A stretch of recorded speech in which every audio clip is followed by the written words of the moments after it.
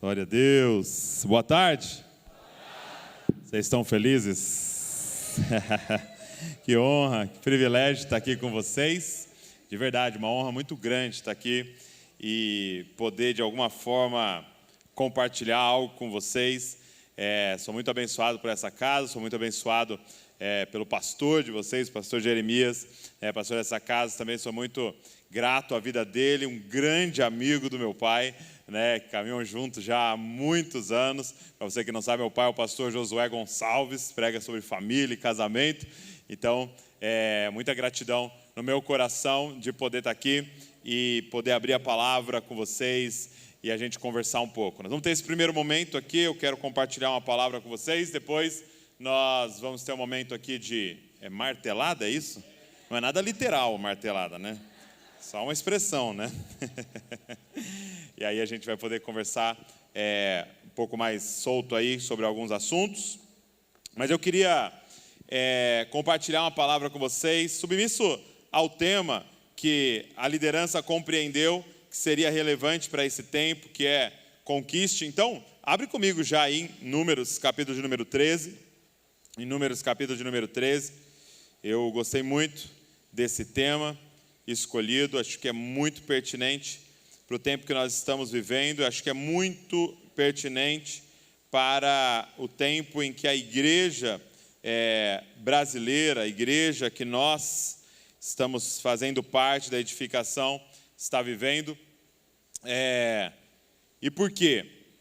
Porque Números capítulo 13 e 14 fala sobre esse momento crucial de transição do povo de Deus, né? O povo de Deus saiu do Egito, foi liberto da escravidão do Egito e faz essa caminhada pelo deserto até chegar no lugar onde era a intenção de Deus que eles estivessem, para viver a vida que era a intenção de Deus que eles vivessem. E por que eu acho que é tão pertinente para nós esse tema, e a gente precisa pensar nisso como líderes, como pastores? Porque nós, como igreja brasileira, e isso nas diferentes denominações que a gente tem aqui representado, nós nos tornamos uma igreja especialista em tirar do Egito.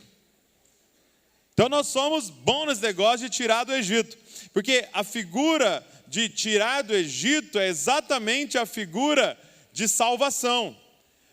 Tirar do Egito é a representação para nós, o Novo Testamento, da salvação. Por quê? Porque tirar do Egito é pela graça. Não é mérito de ninguém, não foi mérito dos israelitas ali no Egito, eles não fizeram nada para merecer aquilo. Foi Deus que em sua infinita graça foi lá e com as mãos fortes libertou eles daquele lugar de escravidão. Então a gente podia fazer essa correlação com estar escravos do pecado e presos. E Deus um dia decidiu na sua infinita misericórdia nos salvar, nos libertar e nos tirar daquela posição de escravos. E agora nós estamos livres. Quem aqui está livre? Meu Deus, estamos livres pela bondade de Deus. Então o povo, ele não é mais escravo. Não tem mais algemas, não tem mais correntes, não tem mais o Senhor lá batendo neles, mandando eles fazerem as coisas. Então, como igreja brasileira, nós somos muito bons nisso. Eu não sei lá na cidade de vocês, mas lá em Bragança Paulista, o povo está pedindo para aceitar Jesus. Sim ou não? Não sei lá, em Bragança está acontecendo isso. Bragança, eu estou lá jogando tênis com alguém lá, que é o Marco lá. Aí pega no final, o cara fala, preciso ir para a igreja, pastor. Preciso ir para a igreja aí, meus filhos, preciso dar um rumo para meus filhos. Eu falei, que isso, meu, nem falei nada. Aí você está lá na academia fazendo uma coisa, vem alguém lá e já cola em você e fala, você é da igreja lá, né? Preciso ir lá, hein? Qual que é o horário lá e tal. Aí a Val está lá na manicure, a manicure está chorando, eu preciso de Jesus. O pessoal está pedindo para tirar eles do Egito. O campo está branco. Os campos estão brancos. E nós estamos ali para trabalhar e tirar esse povo do Egito. Mas a pergunta é, nós sabemos como introduzir as pessoas na terra prometida? Porque a sensação que eu tenho, e eu quero saber se você concorda comigo, é que nesse momento nós temos uma igreja livre, mas perambulando pelo deserto. Porque assim, gente, é maravilhoso viver os milagres do deserto, você ter um sapato que cresce com você, uma roupa que não envelhece, descer pãozinho do céu, é maravilhoso. Mas, gente, usar o mesmo sapato 40 anos é difícil, né? Porque Ele nos prometeu que haveria uma vida abundante para a gente. Mas o que nós temos que entender é que sair do Egito é graça, misericórdia de Deus, é Ele que fez. Mas entrar na terra prometida precisa de uma mudança de mentalidade. Então nós, como líderes aqui, somos responsáveis em conduzir o povo de Deus a essa mudança de mentalidade. Então o que Números 13 e 14 está nos mostrando é dois tipos de mentalidade, e uma mentalidade que não entra na terra prometida, tendo sido tirada do Egito, e uma mentalidade que conquista, que entra naquilo que Deus já nos deu. Então como é que a gente constrói essa mentalidade nas pessoas que Deus nos confiou para cuidar? Então eu queria olhar isso com vocês. Então você conhece a história, a gente já repetiu algumas vezes aqui. Moisés chega ali com o povo, ele escolhe 12 espias, um de cada tribo, envia os 12 espias lá para dentro, para dar uma olhada, para montar o plano de como é que eles iam entrar, e os 12 espias voltam com um relatório. 10 têm uma mentalidade, e a mentalidade que Deus fala não vai entrar, e 2 têm outra mentalidade, que são aqueles que entraram com os jovens, depois que todos morreram ali no deserto. Então, eu queria falar para vocês sobre 4 aspectos dessa mentalidade. Então, nós vamos ver a mentalidade que não entra e a mentalidade que entra, ok? Em cada ponto. Primeira coisa, abre comigo aí Números 13, vamos olhar o verso 27. Olha que interessante. Números 13, 27. Diz assim, então, eles voltaram ali com o relatório, né? 27. E deram o seguinte relatório a Moisés: entramos na terra a qual você nos enviou, onde há leite e mel com fartura, e aqui estão alguns frutos delas. Mas o povo que lá vive é poderoso, e as cidades são fortificadas, e é muito grande. Também vimos descendentes de Enaque, que eram gigantes. Então, a primeira coisa que eu queria enfatizar com vocês é essa fala aqui do povo. Presta atenção como ela é sintomática. Relataram a Moisés e disseram: fomos à terra a qual você nos enviou. A primeira mentalidade, gente, que não vai entrar, é que eles achavam que eles eram o povo de Moisés. Eles achavam que quem liderava eles era Moisés. Eles achavam que quem era bom e ia fazer as coisas por eles era Moisés. E, gente, diante dos desafios, quem é Moisés? O que eu quero dizer para você é que coisa terrível é ser membro da igreja do Douglas. Então, se nós queremos desenvolver nas pessoas a mentalidade que vai conquistar e entrar naquilo que parece impossível, mas Deus já nos deu, nós vamos ter que parar com esse negócio de vem fazer parte da igreja do Douglas. Vem fazer parte da igreja do pastor Jeremias. Porque assim que a gente estiver diante do gigante, quem é Douglas diante do gigante? Quem é Jeremias diante do gigante? Quem é o pastor fulano, a pastora ciclana? Quem é a gente diante do gigante? O que as pessoas vão ter que começar a entender é que elas não fazem parte da nossa igreja. E o que nós hoje aqui, líderes, precisamos nos lembrar é que todo mundo aqui é membro do corpo de Cristo. E o corpo de Cristo só tem um cabeça. E o nome dele é Jesus Cristo. Então a pessoa que aceitou Jesus hoje, e você, pastor, com 30 anos de ministério, são membros do corpo de Cristo. A pessoa que entregou a vida para Jesus hoje e alguém com muitos anos de ministério são ovelhas do bom pastor. Temos ovelhas com mais experiência, que vão ajudar as ovelhas com menos experiência. É por isso que Jesus disse: eu envio vocês como ovelha no meio de lobos. Continuamos sendo ovelhas. Então ninguém participa da igreja do Douglas.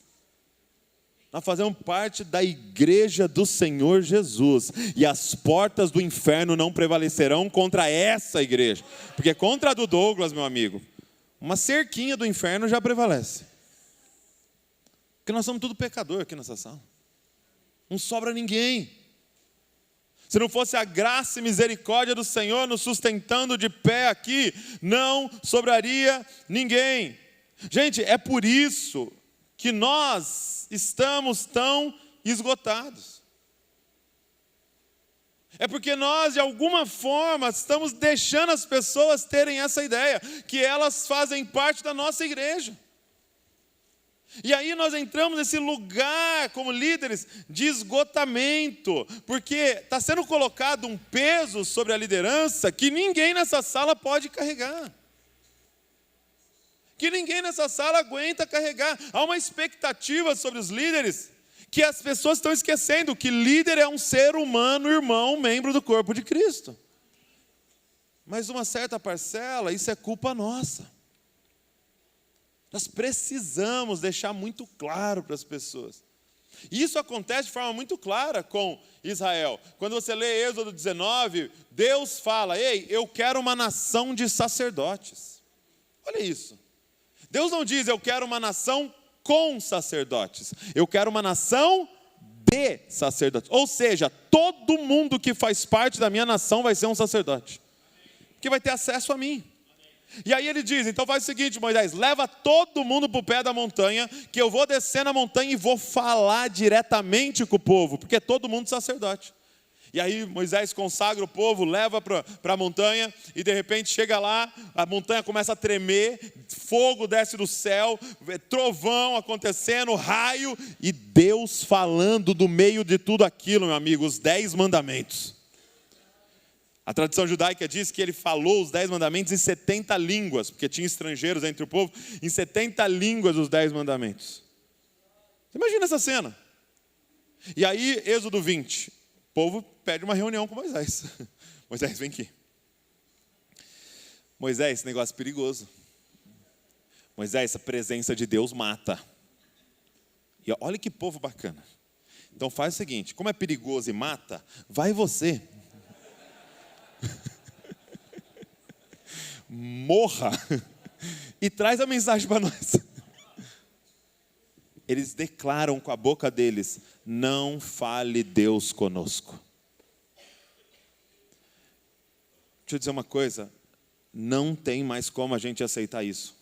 Deus está nos chamando para liderar uma igreja de sacerdotes diante dele. Ou seja, isso aqui é uma reunião de sacerdotes, não a reunião de um sacerdote mediando o acesso de alguém a Deus.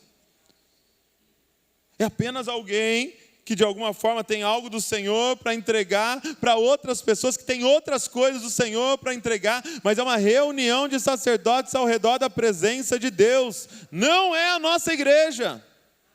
É a igreja do Senhor Jesus, onde todos nós estamos servindo. Então qual a primeira mentalidade que não entra? Essa mentalidade, que eles achavam que eles eram o povo de Moisés. Entramos lá na terra que você mandou. Que eu mandei? Foi Deus que mandou a gente vir até aqui. Foi Deus que nos deu essa terra. Foi Deus que mandou edificar a igreja. Foi Deus que mandou a gente fazer o que a gente está fazendo aqui. Não foi o Douglas, não foi o Jeremias, não foi o João. Foi Deus que mandou. Então a nossa responsabilidade é com Deus. Olha como a mentalidade muda. Olha só.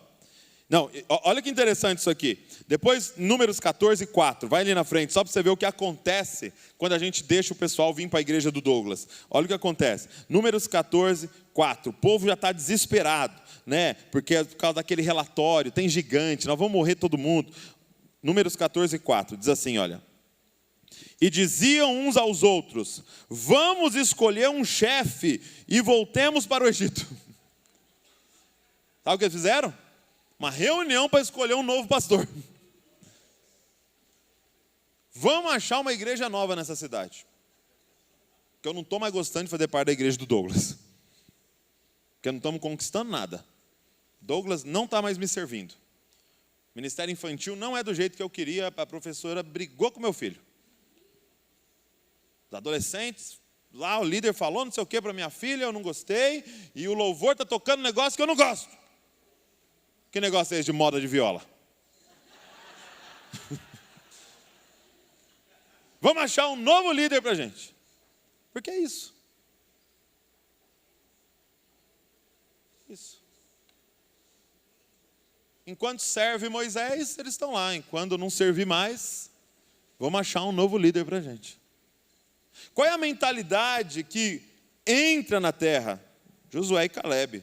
Olha só, Números 14, verso de número 9, o que eles dizem.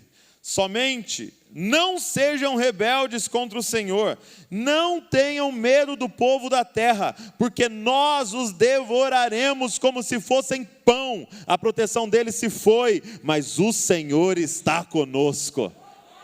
Não é Moisés que está com a gente, é o Senhor está conosco. É essa mentalidade que vai entrar.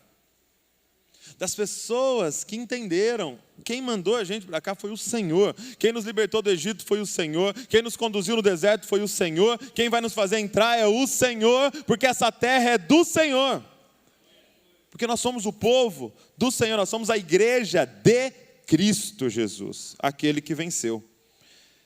Gente, nós precisamos entender uma coisa, é algo assim que eu tenho compartilhado com frequência, em toda a oportunidade que eu tenho de falar com líderes, e os nossos líderes lá na família de Zescope, o tempo inteiro, o que eu tenho comunicado é o seguinte: sucesso na liderança é se tornar inútil. Guarda isso. Sucesso na liderança é se tornar inútil. Você não entendeu errado. Inútil.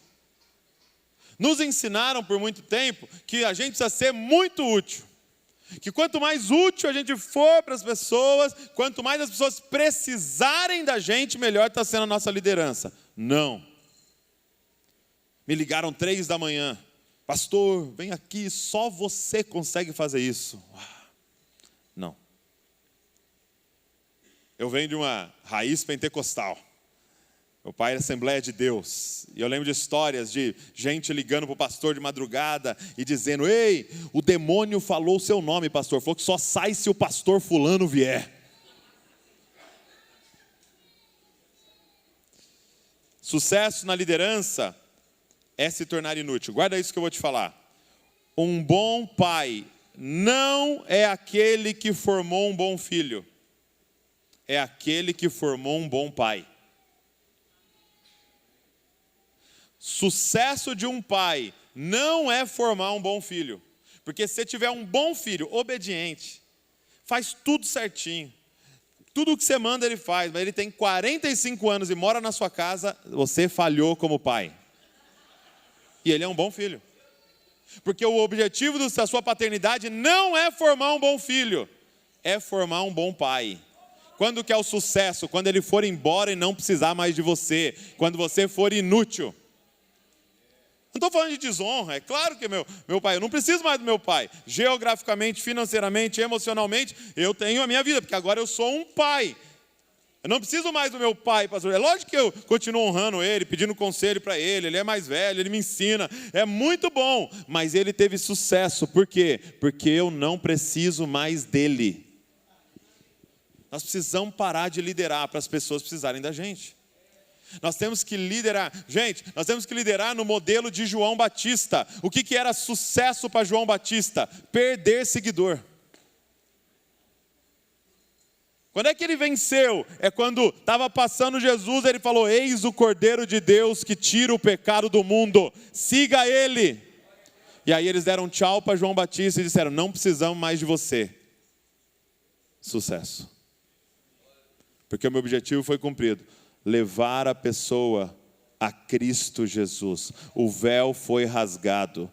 O o acesso está aberto. Nós temos o papel como líderes de conduzir as pessoas a esse lugar de um relacionamento profundo com Cristo Jesus. É essa mentalidade que vai entrar na terra prometida. Sucesso na liderança é se tornar inútil. É muito claro isso no ministério de Jesus. Gente, o ministério de Jesus, quando você lê, por exemplo, Mateus capítulo número 4, descreve que, Mateus 3, ele é batizado, então ele vai começar o ministério. Mateus 4, ele é conduzido ao deserto para ser tentado por Satanás, jejua 40 dias. Quando ele sai do deserto, qual é a primeira coisa que ele faz? Escolher os discípulos. Então, peraí, Jesus não estava cheio de tarefa e não aguentando, não aguento mais, Senhor, me dá um auxiliar, porque eu não estou aguentando. Não, ele não tinha feito nada, ele já estava escolhendo o substituto. Ele não tinha feito nada e já estava escolhendo quem ia ficar no lugar dele. Porque o que é sucesso? É poder morrer. Deixa eu fazer uma pergunta para você. Quando que você pode morrer? Que a missão não vai acabar. Quando que você pode morrer? Ou vamos ser mais leve, vai. Quando Deus pode te enviar para a próxima coisa? Melhor, vai. Vai que alguém morre, depois eu vou ficar se sentindo culpado. Quando que Deus pode te enviar para a próxima coisa? Que isso aqui vai continuar florescendo. Por quê? Porque você gastou sua vida preparando aqueles que ia dar continuidade no que Deus te deu. Mas qual é o problema? A gente está liderando centralizando. Não, só eu prego. Só eu faço. Ninguém sabe fazer. Eu não coloco na mão dos outros porque fica mal feito. Ei, nós precisamos deixar os filhos lavar louça. Vai ficar mal feito. Mas só começando que um dia fica bem feito. Ei, algum maluco pôs você para pegar a primeira vez. Você lembra? Que alguém escalou você pela primeira vez. E foi ruim. Você preparou 40 minutos e pregou em 18. O culto acabou mais cedo aquele dia.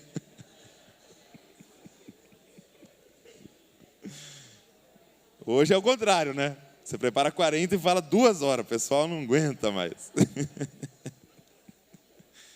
Primeira coisa que Jesus faz é escolher os discípulos. E entendam, os discípulos não eram auxiliares de Jesus. Está aqui, esse aqui é meu braço direito. Não, eles ficariam no lugar de Jesus. Eu vou enviar vocês em meu nome. Vocês vão fazer obras iguais às minhas e ainda maiores vocês farão. Essa é a mentalidade que o Senhor está nos chamando para fazer. Líderes são aqueles que vão encontrando as pessoas ao redor e vão investindo na vida delas e levantando elas. Nós precisamos ser plataforma do Senhor, suportando. Gente, suportar uns aos outros, que a Bíblia diz, não é suportar, fazer o quê? Veio, tem que fazer o quê? A irmã tem que suportar. Não é isso. É dar suporte. É a gente ser a plataforma que faz as pessoas se desenvolverem e se tornarem muito maiores do que a gente. Olha qual é a última profecia de Malaquias. Eu converterei o coração dos pais aos filhos e dos filhos aos pais para não ferir a terra com maldição. E sabe quem ele enviaria para isso? O espírito de Elias. Nos últimos dias, antes do grande dia do Senhor, antes da volta de Jesus, ele enviaria o espírito de Elias. Por que o espírito de Elias? Por que não o espírito de Daniel? Daniel escreveu o Apocalipse no Antigo Testamento. Por que não o espírito de Samuel? Samuel foi um profeta incrível, multitarefa. Por que não o espírito de Isaías? Gente, Isaías, ele viu a cena da cruz e profetizou sobre a cruz. Por que o espírito de Elias? Simples. Porque de todos esses profetas que eu citei, você não tem registro de ele ter deixado alguém que fez o dobro do que ele. Porque nos últimos dias ele enviaria o espírito de Elias para converter o coração dos pais aos filhos e dos filhos aos pais. Ele estava dizendo, nos últimos dias, a próxima geração vai fazer o dobro do que a anterior fez. E a próxima geração vai fazer 4 vezes o que a outra fez. E a próxima geração vai fazer ainda mais. Porque nós não somos o teto da próxima geração, nós somos o chão da próxima geração. Se hoje eu estou aqui diante de vocês ministrando, é porque eu estou de pé no ombro de gigantes que vieram antes da gente e abriram um caminho para a gente. E que derramaram a vida na gente. Então, esse é o nosso papel. É a gente apontar essas pessoas para Cristo e verem elas se desenvolvendo, e verem elas se tornando tudo que elas podem se tornar em Deus. Então, essa mentalidade que entende, ei, nós fazemos parte do povo de Deus. Deus nos usa, Deus vai nos usar para conquistar essa terra. Mas número 2, qual é a mentalidade que não entra? Que não vai entrar? Olha Números 13, verso de número 32. Números 13, verso de número 32. Primeiro que não entrou é quem achou que era do povo de Moisés. Mas o segundo aspecto dessa mentalidade é Números 13, 32. Assim, ó. E diante dos filhos de Israel, falaram mal da terra que haviam espiado, dizendo: a terra pela qual passamos para espiar é terra que devora os seus moradores, e todo o povo que vimos nela são homens de grande estatura. Qual é a mentalidade que não consegue conquistar o que Deus deu? É a mentalidade dos murmuradores. É a mentalidade dos reclamões. A murmuração e a reclamação, infelizmente, fazem parte da nossa cultura, gente. Murmurar, reclamar. E eu ouvi uma frase uma vez que me chocou e me fez mudar algumas coisas da minha vida. Reclamar é intercessão maligna. Reclamar, murmurar é intercessão satânica. Por quê? Porque reclamar, presta atenção, reclamar é treinar o nosso cérebro para desconfiar da bondade de Deus. Isso é Satanás. Reclamar é treinar os nossos olhos para enxergar as evidências de que Deus não vai cumprir suas promessas. Qual é o problema? Esses 10 aqui faziam parte das tribos que desde o momento que pisaram fora do Egito estavam reclamando. E o cara era escravo, gente, agora está livre, mas não tem a água que ele quer, mas ele tem saudade da cebola do Egito, mas ele está reclamando do calor, mas agora está muito frio, mas agora esse negócio de fogo aí que fica todo o tempo ali, e eles reclamando. E quando você reclama, você está sendo treinado para ficar olhando para tudo que prova Deus não vai cumprir a promessa dele. Gente, entenda uma coisa, eu sempre vou ver em abundância do lado de fora aquilo que tem abundância do lado de dentro. Por exemplo, quando eu fiz 18 anos, 19 anos, tirei carta, meu pai foi lá e me ajudou a comprar um carro, né? Eu lembro que ele foi lá na loja de carros usados lá, ele deu a entrada e me entregou um livro assim, de boletos, para eu pagar. E aí era um Fiesta. Quem lembra daquele Fiesta antigo? Que parecia um sapinho assim, né? E aí Fiesta agora, meu amigo. E eu dirigindo meu Fiesta. O que começou a acontecer em Bragança Paulista? Eu sou tão influente que Bragança Paulista decidiu inteira comprar Fiestas. Onde eu olhava, o que tinha? Um Fiesta. Toda esquina que eu olhava tinha um Fiesta. Toda garagem que eu olhava tinha um Fiesta. Eu falei, não é possível, eu sou muito influente nessa cidade. Influenciei, galera. A Ford deve estar milionária agora por causa de mim. Aí passou o tempo lá, paguei o carro. E aí eu falei, não, vou trocar agora. Aí eu fui lá e comprei um Fiat Punto. Fiat Punto. Aí dei uma evoluída. O que aconteceu em Bragança Paulista? Todo lugar que eu olhava, alguém passava com Fiat Punto. E o pior é que o pessoal comprava uns turbo com teto solar para humilhar o meu. Aí eu falei, não é possível. Fui lá e troquei. Comprei um Honda City. Adivinha o que aconteceu? Todo lugar que eu olhava, eu via um Honda City.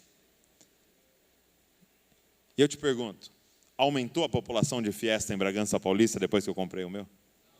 Aumentou a população de Fiat Punto na cidade depois que eu comprei o meu? Não. Por que eu estava vendo tanto? Não é que o Fiat Punto estava fora, é que o Fiat Punto havia entrado na minha cabeça. E eu vou sempre ver do lado de fora o que eu tenho em abundância dentro de mim. E se eu olho e falo assim, ó, o irmão está querendo me trair. A irmã está querendo me trair ali, ó. Deve estar falando mal de mim. Aquele não gosta de mim. Maldade, maldade, maldade, maldade. Aonde está a maldade, gente? O que acontece é que esses homens foram treinados através da murmuração e da reclamação, para os seus olhos fixarem em qualquer coisa que ia provar a tese que ele já tinha na cabeça dele. Deus não vai cumprir as promessas. Então, gente, se nós deixarmos que o povo continue nessa cultura maligna de reclamação, nós não vamos entrar naquilo que Deus já nos deu. Agora, qual é a mentalidade que entra? Olha o que diz em Números 14, 7. Números 14, 7. E Josué e Caleb. E eles falaram a toda a congregação dos filhos de Israel, dizendo: a terra pela qual passamos para espiar é terra muitíssimo boa. Olha isso, é outra mentalidade. É outra forma de ver. Como pode as mesmas pessoas olharem para a mesma cena e verem duas coisas diferentes? É porque o interior delas é diferente. Aonde estava Josué, desde o momento em que saiu da terra do Egito até aquele momento? Fora. Ele estava ali na porta da tenda do encontro, exposto à presença de Deus, exposto às promessas de Deus. E ele estava ali, promessa de Deus, voz de Deus, presença de Deus. Quando ele entrou na terra, o que ele via? O que tinha abundância dentro dele. Gente, a gratidão faz com que a gente treine os nossos olhos para enxergar as evidências de que Deus é fiel. Sejam gratos o tempo inteiro. O que nós precisamos é conduzir o povo a esse lugar de gratidão, de esperança. Eu aprendi uma coisa na Bíblia, um princípio que tem na palavra de Deus, e é legal porque ele rima, né? Aí facilita para a gente decorar. Agradece que cresce. Agradece que cresce.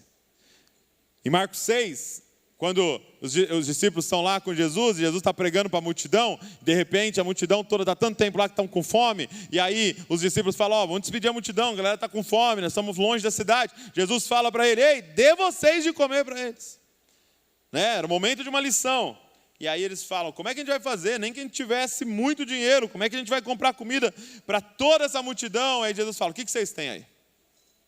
E eles tinham 5 pães e 2 peixes. O que é isso? Diante de tanta gente.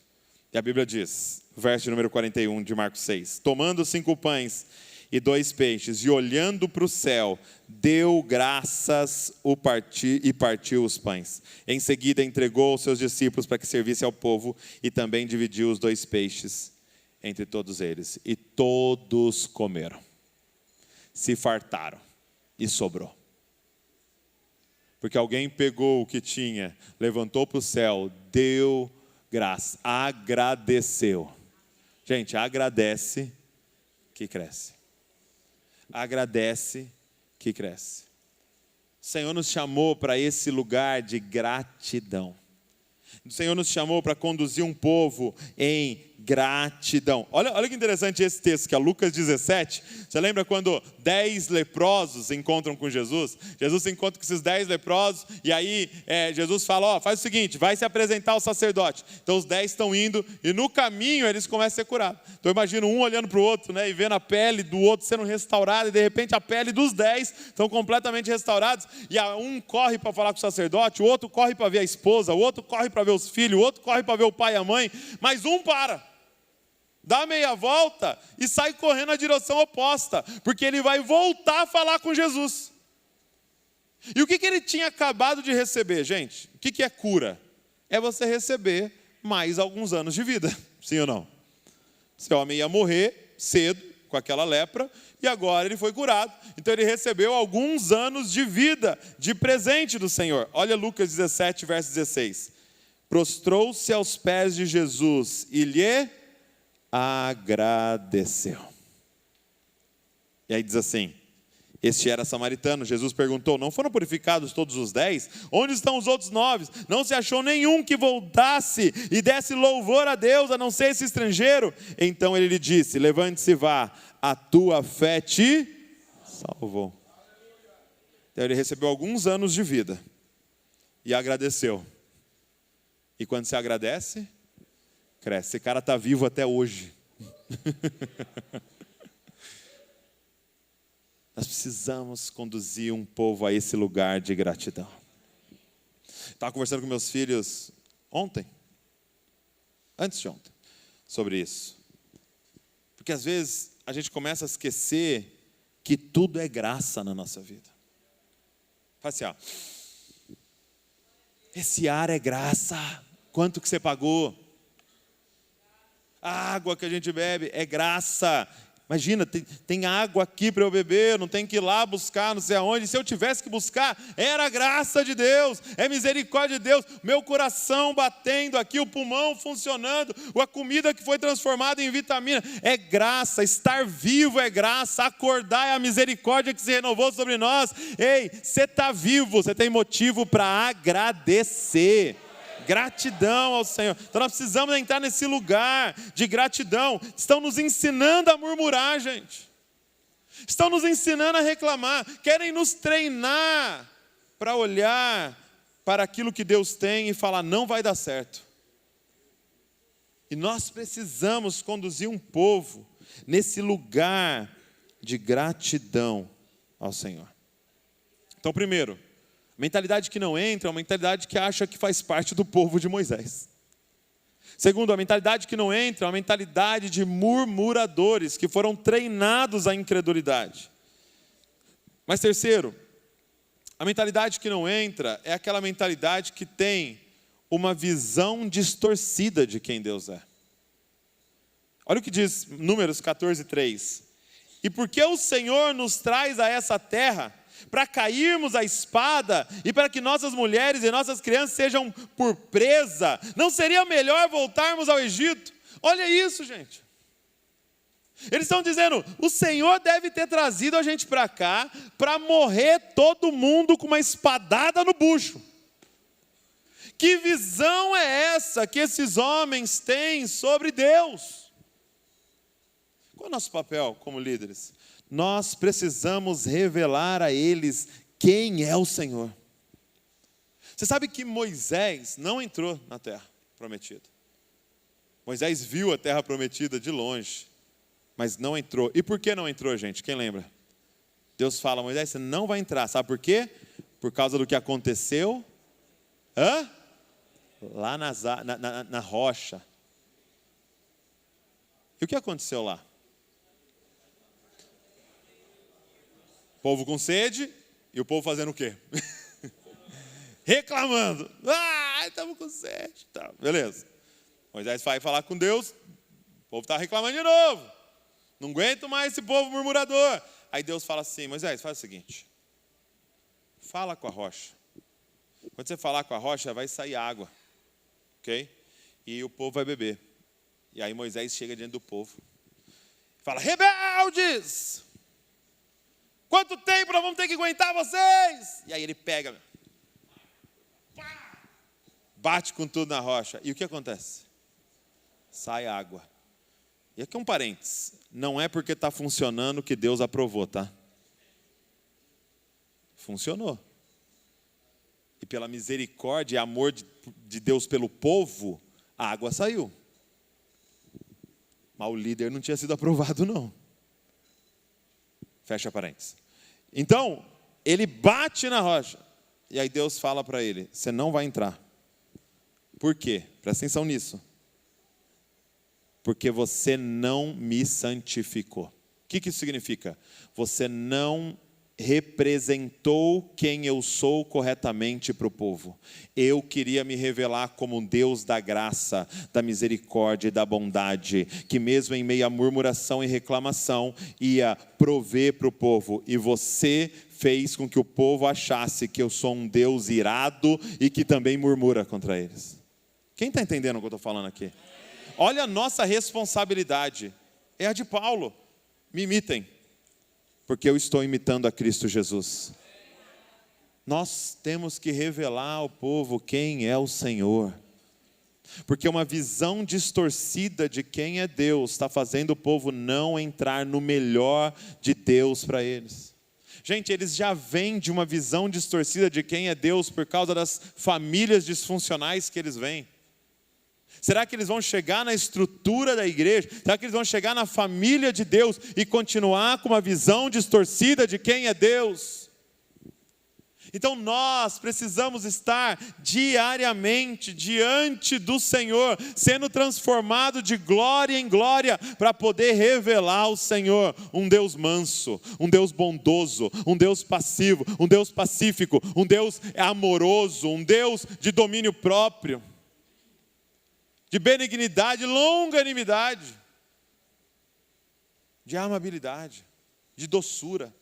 Aprendei de mim que sou manso e humilde de coração. Quem me vê, vê o Pai. É isso que nós temos como ministério, representar o Senhor para as pessoas. Porque uma visão distorcida de quem é Deus faz com que eles não entrem naquilo que Deus tem para eles. Olha o que uma visão certa sobre Deus diz. Números 14, 9. Josué e Caleb. Tão somente não sejam rebeldes contra o Senhor e não tenham medo do povo dessa terra, porque como pão os podemos devorar. A proteção que eles tinham se foi. O Senhor está conosco, não tenham medo deles. Essa é a verdade sobre o Senhor. Eis que estou com vocês todos os dias, até o fim dos tempos. Esse é o nosso Senhor. Um Deus de promessa, um Deus de aliança, que não volta atrás. É um Deus de amor, de bondade. Agora, uma visão distorcida de quem Deus é, nos leva ao nosso último ponto. Qual é o último ponto da mentalidade que não entra? É uma visão distorcida de quem eles eram. Quando eu tenho uma visão distorcida de quem Deus é, a próxima coisa é que eu tenho uma visão distorcida de quem eu sou. Porque se eu tenho uma visão distorcida de quem é o pai, eu tenho uma visão distorcida de quem é o filho, de quem é a filha. Esses homens não sabiam quem eles eram. Números 13 e 33. Isso aqui é muito forte, gente. Também vimos ali gigantes, os filhos de Anak, são descendentes de gigantes, e éramos, aos nossos próprios olhos, como gafanhotos, e assim também éramos aos olhos deles. Como que esse povo se via, gente? Como gafanhotos. O povo de Deus. O povo escolhido por Deus. A descendência de Abraão. Eles se viam como, gente? Gafanhotos. O que eu quero te dizer é que o trabalho de Satanás é ficar encontrando bocas, línguas, para ficar falando para as pessoas: você não é, você não é, você não consegue, você não tem, você não pode, você não é, olha o que você fez, você não é, e você é um adúltero, você é um viciado, você não presta, você é um lixo, você é uma prostituta, você não é, você é isso, você... E aí ele está achando, e qual é então o nosso papel? Porque eles estão chegando das nossas comunidades, já libertos do Egito, porque o Senhor os escolheu, os tirou daquele lugar, mas eles não conseguem entrar na vida abundante de filhos de Deus, porque eles se veem como gafanhotos. A mentalidade que não entra é aqueles que têm uma visão distorcida de quem eles são. Meu amado, deixa eu te fazer uma pergunta para você. Quem é você? Se eu te perguntasse, quem é você? Sem você poder falar seu nome, o que você responderia para mim? Quem é você sem você poder falar para mim seu ministério? O que você responderia para mim? Quem é você sem ministério? Quem é você sem seu nome? Quem é você sem seu sobrenome? Quem é você se eu tirasse todas essas parafernálias ao nosso redor? Ou melhor, quem você será eternamente? Qual é a sua verdadeira identidade? E a resposta seria para todos aqui: eu sou um filho de Deus. Quem é você? Uma filha de Deus. Será que a gente já abraçou essa realidade de verdade? Porque isso é tão libertador, gente. Quem é você? Um filho de Deus. Esses dias eu tive a oportunidade, vai sair segunda-feira até, vou fazer uma propaganda para vocês aqui. Segunda-feira sai um podcast. Tive a oportunidade de fazer um podcast com o Kaká. O Kaká foi o último brasileiro a ganhar como melhor jogador do mundo e estava na última seleção que foi campeã do mundo e foi campeão da Champions League pelo Milan e jogou no Real Madrid com o Cristiano Ronaldo. E aí eu fui lá fazer o podcast com o Kaká. Aí o menino que estava comigo, né, falou assim, você não fica nervoso? Eu falei, eu não, ele que tem que ficar nervoso. Ele vai encontrar um filho de Deus na frente dele. O que é uma bola de ouro? Quando você é co-herdeiro com Cristo Jesus. Quem está entendendo o que eu estou falando aqui? É claro que não tem como você se achar, porque você recebeu isso pela graça. Ninguém pode falar, sou filho de Deus porque eu sou top. Não, você é filho de Deus porque o Filho de Deus morreu por você e te adotou. Mas a verdade é que você é um filho de Deus. Você é uma filha de Deus. Então assim, ó, o que eu quero te dizer é que você chegou no ápice da existência. Se a existência é um Monte Everest, nós estamos no topo. Filho de Deus, filha de Deus. Então você fala assim, você vai virar presidente. Não é maior do título que você já tem. Você vai ser o CEO da Apple. Não é maior do que o título que você já tem e não vai te dar mais recursos do que você já tem, porque você é co-herdeiro com Cristo Jesus. Você é o manso que vai herdar a terra. Para que eu quero a Apple? Quem está entendendo o que eu estou falando aqui, gente? Porque isso não é pensamento positivo, isso é pensamento verdadeiro. Essa é a realidade da terra prometida que nós precisamos entrar. Filhos de Deus. Filha de Deus. E aí, se eu estou no lugar mais alto que existe, todo o caminho agora é só descer. E é por isso que a gente serve.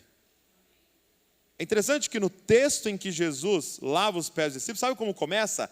Ele, sabendo quem era, pegou uma toalha, uma bacia, e começou a lavar os pés. Porque só tem medo de lavar os pés dos outros quem não sabe quem é.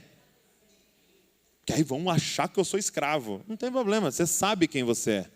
Porque os outros podem até te ver como gafanhoto, mas aos meus olhos eu sei quem eu sou. Então, gente, nós precisamos desenvolver essa mentalidade nas pessoas que a gente lidera. É esse o nosso papel. E às vezes a gente está reforçando para falar para elas que elas não são, que elas não têm, que elas não conseguem. E o Satanás já fez isso. Era só encontrar nos nossos lábios, profeticamente, quem elas são. Já parou para pensar como Jesus fazia? Por exemplo, você tem um dos personagens mais instáveis nos evangelhos, que é Pedro. Sim ou não?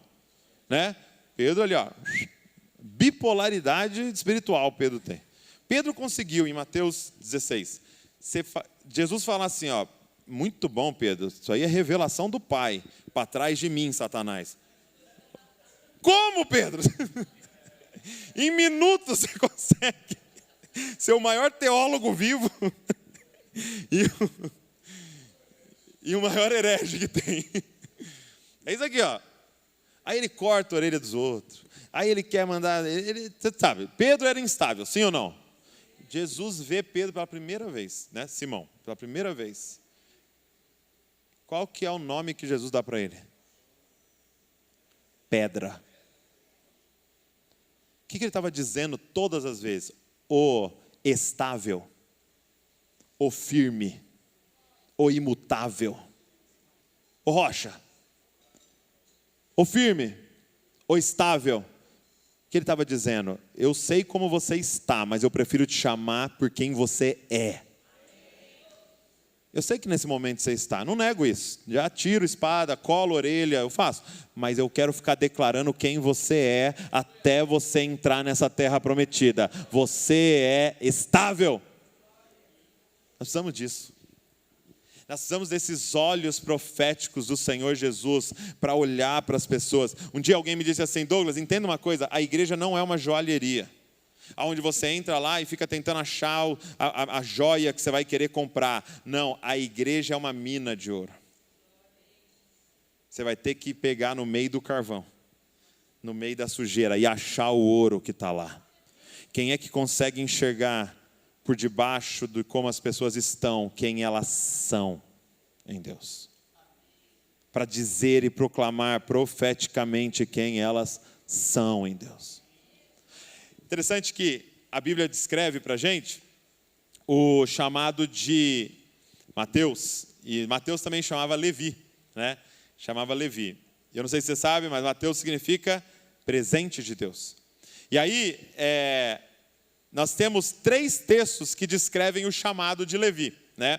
Então, olha que interessante. Marcos vai falar o chamado de Levi, Lucas fala o chamado de Levi, e o próprio Mateus descreve o chamado dele.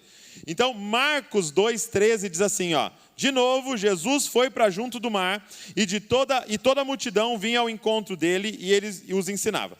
Quando ia passando, viu Levi, filho de Alfeu, sentado na coletoria, e ele disse: siga-me. E ele se levantou e o seguiu. Então, ó, Marcos está dizendo, qual que é a ênfase de Marcos? Ele viu Levi, o filho de Alfeu. Então, Marcos dá uma ênfase na questão do sobrenome, da família, né? Ele fala, olha, era o Levi que estava lá, ele estava cobrando impostos, ele é o filho do Alfeu. E Jesus chamou ele, e Levi o seguiu. Lucas 5:27 diz assim, ó: depois disso, Jesus saiu e viu um publicano chamado Levi, sentado na coletoria. Ele disse: siga-me. Ele se levantou e, deixando tudo, o seguiu. E aí Lucas é outra ênfase. Lucas já dá uma ênfase na profissão. Lucas era médico, dá uma ênfase na profissão. Quando ele estava passando, ele viu um publicano. Ele viu um cara que tinha um trabalho mal visto, que traiu o próprio povo. Ele estava ali cobrando impostos do próprio povo. Ele viu um publicano chamado Levi e falou assim para Levi: siga-me. E Levi levantou e seguiu. Mas aí Mateus vai descrever o próprio chamado. Ele vai falar, deixa eu te falar da minha ótica, o que aconteceu naquele dia. Mateus 9:9. Quando Jesus saiu dali, viu um homem chamado Mateus, sentado na coletoria, e lhe disse: siga-me. Ele se levantou e o seguiu. O que Mateus está dizendo para a gente? Ele nunca viu Levi. Desde o primeiro dia em que ele olhou para mim, ele já viu Mateus. Ele não estava preocupado de quem eu era filho, ele não estava preocupado com a minha profissão, ele não estava ali vendo como eu estava, ele conseguia ver quem eu era. E ele no primeiro dia olhou para mim como quem olhava para um presente de Deus e disse: Mateus, Deus está nos chamando para esse lugar, de ter os olhos dele, de conseguir olhar para as pessoas e declarar quem elas são, mesmo que elas ainda não saibam disso, mesmo que elas ainda não creiam nisso, mesmo que elas ainda não entraram nesse lugar, mas que você sabe que já foi comprado e conquistado para elas. E nós precisamos profeticamente declarar sobre a vida das pessoas: eu já consigo ver o que Deus tem para você, eu já consigo ver o que Deus tem para você. Eu vejo um plantador de igreja na sua vida. Mas pastor, eu estou aqui todo sujo. Eu já vejo um plantador de igreja, eu vejo um pastor, eu vejo uma mãe de muitas pessoas, eu vejo um grande discipulador, eu vejo, e a gente começar a declarar isso sobre as pessoas.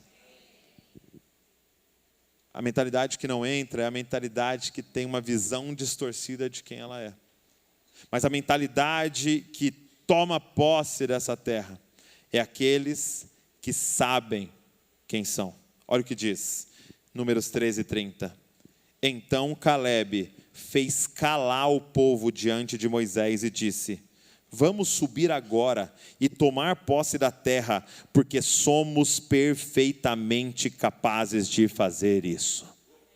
Sabe o que me choca? Porque assim, você fica assim, Josué, e aqui tem uma coisa muito linda, exatamente nisso que eu estou falando para vocês. Olha o que diz Número 13:16. Ele está dando a lista de quem foi, né? Cada líder de cada tribo. Aí no 13:16 diz assim, ó: são estes os nomes dos homens que Moisés enviou em missão de reconhecimento do território. A Oséias, filho de Num, Moisés deu o nome de Josué. Gente, o que significa Josué? Qual é o original de Josué? Yeshua, Jeová é a salvação. Moisés olhava para o cara e falava o que sobre ele? Ô Jesus, ô Jesus, ô Jesus. Mas eu não sei se ele não decorou, meu nome é Oséias. Eu estou vendo Jesus. Eu estou vendo Jeová é a salvação. Você entende que alguém olhou para aquele homem e começou a declarar? Então, você tem aqui Josué, ele entrou. Agora, por que Caleb? E aí é muito doido isso, né? Porque Caleb é de qual tribo? Judá. Caleb carregava qual DNA? De Cristo. É dessa tribo que viria o verdadeiro Josué. É dessa tribo que viria o Filho de Deus, que levaria sobre ele todo o pecado da humanidade. É dessa tribo que viria o verdadeiro Moisés, que ia nos libertar do pior Egito de todos, que é o pecado e a morte. É dessa tribo que viria o verdadeiro Josué, que vai nos fazer entrar na terra prometida, na nova Jerusalém, e habitar eternamente naquele lugar. É desse tipo de mentalidade que vai entrar. E o Senhor está nos chamando para liderar as pessoas nessa forma de pensar, para que a gente possa conquistar aquilo que já é nosso, que Ele já nos deu, porque é promessa do Senhor. Fica de pé no seu lugar, vamos orar juntos.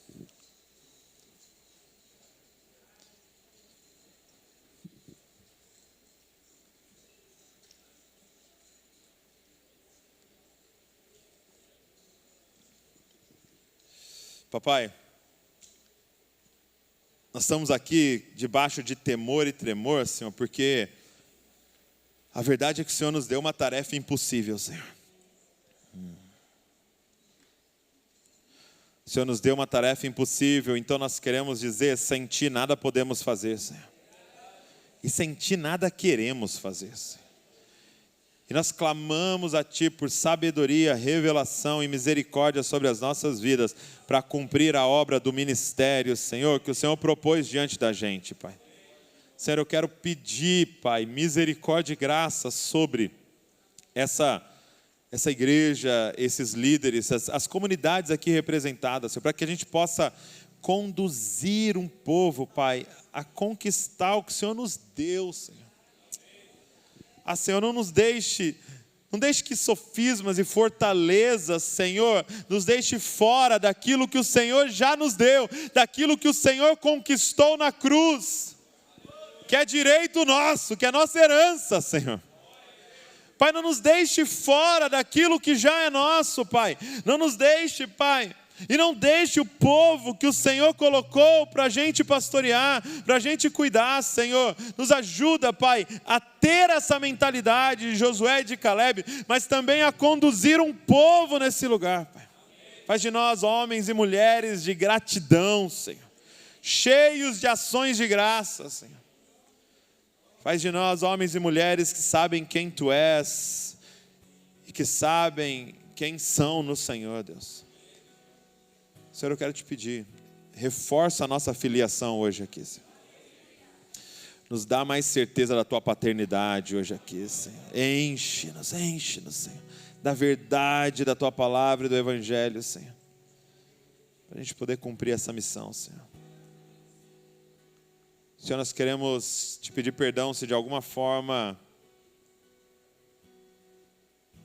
nós deixamos alguém achar que a igreja é nossa, Pai. Perdão, Senhor. Mas nós devolvemos a igreja a Ti, Senhor. Nós somos apenas amigos do noivo, Senhor. Preparando a noiva para aquele grande encontro, Senhor. Por isso, usa as nossas vidas. Usa as nossas vidas para a Tua glória, para Teu louvor. Que o Senhor cresça e que a gente diminua, Senhor. Que o Senhor apareça e que a gente desapareça. Nós queremos perder seguidor para o Senhor, Deus. Faz como João Batista, Pai.